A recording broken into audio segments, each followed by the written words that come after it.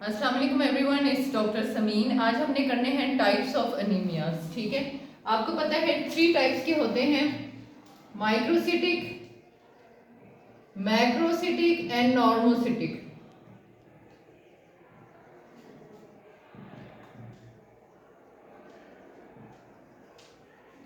ठीक है, माइक्रोसिटिक में हमें जो पेशेंट आता है हमारे पास, आपको पता है आयरन डेफिशिएंसी की वजह से ये होता है। ठीक है, और जो पेशेंट आता है उसको डिस्निया और अनीमिया के सारे सिम्टम्स होते हैं, पैलर होता है और वो कहते हैं कि मैं स्टेयर चढ़ता हूँ तो मुझे सांस चढ़ जाता है। ठीक है, इस तरह के सारे इसके सिम्टम्स होते हैं। हार्ट रेट उसका इंक्रीज हुआ होता है। मोस्टली ये टॉडलर्स हमारे पास आते हैं, 2 इयर्स, जब 1 ईयर के बच्चे जिनको वीनिंग जो है वो प्रॉपरली स्टार्ट नहीं की गई होती। ठीक है, बाकी कुछ फीमेल्स आती हैं, कुछ जिनको जीआई ब्लीड होती है वो आते हैं। ठीक है, इसके अंदर जो होता है सीबीसी में आपको डिक्रीज एमसीवी होता है। ठीक है, 50-60 फेमटोज लीटर एमसीएच और एमसीएचसी भी डिक्रीज होता है। ठीक है, और पेशेंट की एचबी भी कम होती है। ठीक है, प्लेटलेट्स इसमें मोस्टली इंक्रीज कर जाते हैं क्योंकि रिएक्टिव थ्रोम्बोसाइटोसिस होता है। प्लेटलेट्स जो है वो इसको पूरा करने की कोशिश करते हैं, आरबीसी के उसको कमी को। ठीक है, सो पेशेंट जो होता है उसके जो स्मीयर होता है उसमें हमें माइक्रोसाइट्स नजर आते हैं, छोटे साइज के आरबीसीज, पेंसिल सेल्स नजर आते हैं, ऐसे टारगेट सेल्स नजर आते हैं। ठीक है, और वेरियस शेप्स ऑफ ये आरबीसीज नजर आते हैं। ठीक है, इसको हम बोलते हैं anisocytosis, various sizes of RBCs, and poikilocytosis, various shapes of RBCs. ठीक है, आरडीडब्ल्यू इसका इंक्रीज होता है। आरडीडब्ल्यू का मतलब होता है रेड सेल डिस्ट्रीब्यूशन विड्थ। तो वेरियस टाइप्स के हमें सेल्स नजर आ रहे हैं, इसलिए आरडीडब्ल्यू इंक्रीज कर देगा। नेक्स्ट आप आ जाए मैक्रोसिटिक पे। मैक्रोसिटिक मोस्टली हमारे पास आते हैं 40-50 ईयर ओल्ड के B12 डेफिशिएंसी करवा के। ठीक है, फोलिक एसिड डेफिशिएंसी की वजह से भी होता है।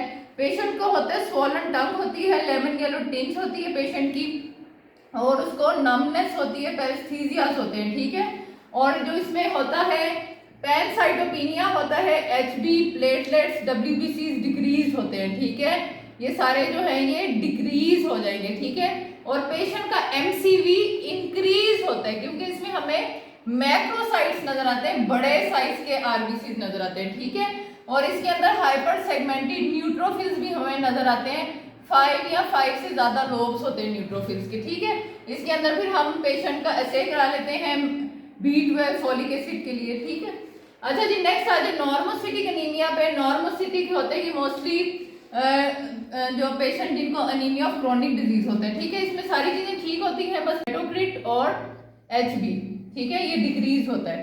ठीक है, बाकी सारा वैसे ही होता है। So these are the various types of अनीमियाज।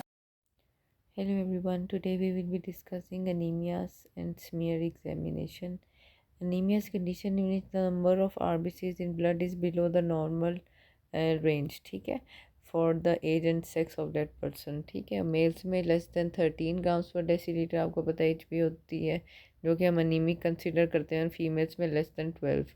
3 types होते हैं आपको पता है, microcytic, normocytic and macrocytic. Microcytic जो होता है आयरन डेफिशिएंसी मोस्टली की वजह से हो सकता है, और ये थैलेसीमिया में हमें ऐसी पिक्चर नज़र आती है। ठीक है, अच्छा जी, माइक्रो आयरन डेफिशिएंसी जो होता है it is the most common cause world wide. ठीक है, it is due to blood loss. ठीक है, ब्लड लॉस है किसी को, जैसे पाइल्स हैं या स्टूल में उनके ब्लड आ रहा है। ठीक है, कोई भी गैस्ट्रोइंटेस्टिनल कॉज है वो हो सकती है। फीमेल्स में गायनोकोलॉजिकल प्रॉब्लम्स की वजह से हो सकती है, और इनसफिशेंट डाइटरी इनटेक की वजह से हो सकती है। If you are not eating proper diet, इसमें मीट और आयरन कंटेनिंग फूड नहीं है आपकी डाइट में, तो कमी हो जाती है। ठीक है, और कुछ वीनिंग के टाइम कुछ बच्चे हमारे पास आते हैं जिनको मिल्क ही दिया गया होता है और वो वीनिंग प्रॉपर स्टार्ट नहीं की गई होती। ठीक है, अब इसमें एच बी कम होती है, आरबीसी काउंट भी कम होता है, एमसीवी, एमसीएच, एमसीएचसी कम होते हैं। ठीक है, क्योंकि इसमें माइक्रोसाइट्स नज़र आते हैं ना हमें, छोटे आरबीसीज होते हैं, तो उनको वॉल्यूम भी कम हो जाएगा,